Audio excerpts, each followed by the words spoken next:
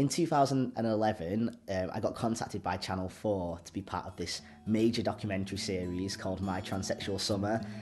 It affected huge aspects of my life. Firstly, me and my dad always had a really awkward relationship, and he never quite accepted me for being his son. The show really forced us, or like pushed us, to get together and talk about things, and all it took was a few deep conversations and he really started to understand. And he even said to me that, looking at me now, this is how I am supposed to be.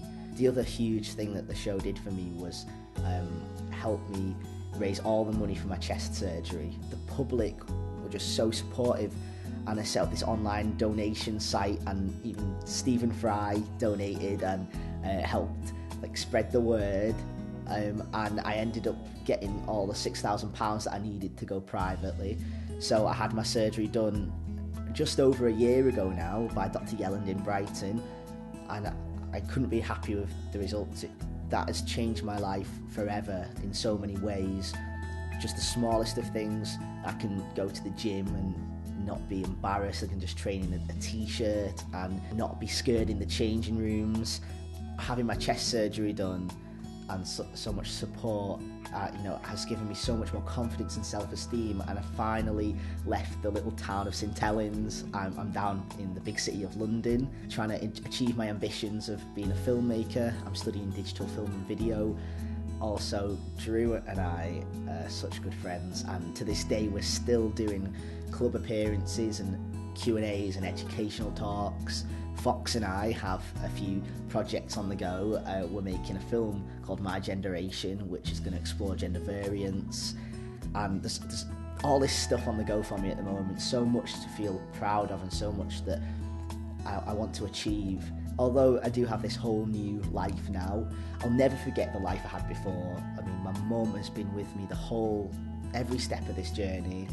The next and final surgical procedure I'm looking towards is my lower surgery, but I'm actually getting a surgery that not that many people have heard of, called the metoidioplasty. So the phalloplasty is when you take the full skin graft from your arm, and it's not like the full size construction. The metoidioplasty, which I'm going with, is a much less invasive surgery, and it works with what is already down below.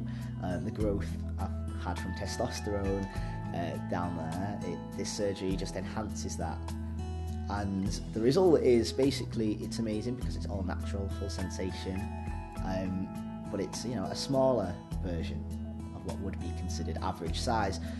But I've throughout this whole journey I've learned that things like that really don't matter. I have such a supportive girlfriend, and the surgery isn't a factor into our relationship. Why would it be? You like someone for who they are. Lewis is transgendered, but it doesn't bother me because it doesn't feature, if that makes sense. It's not something that affects our relationship in any way, emotionally, sexually. It's so irrelevant to us. I think there's a lot of ignorance out there. I think, be it ignorance or just like uneducated sort of mindset in regards to this kind of thing. Like, you get it in sexuality as well. For me, myself, I'm straight. Lewis and I are in a straight relationship. Everyone deserves a right to be happy. Like, everyone deserves a right to feel who they are inside. Like, why should it ever like bother anyone? What business is it of anyone else's? Like, why should it affect their lives for them to react to it negatively on some level? I just really don't understand that, like, at all. We're all in the same game. We all just want to be happy any way that we can. Yeah, I feel really sick right now. I am so grateful to be in this position and to be having my surgery. Like, lots of people would, kill for this day, and I always saw it as something that I would have to do and a day that was going to come, but that doesn't help with the actual nerves on the day. Like, it's still major surgery, isn't it?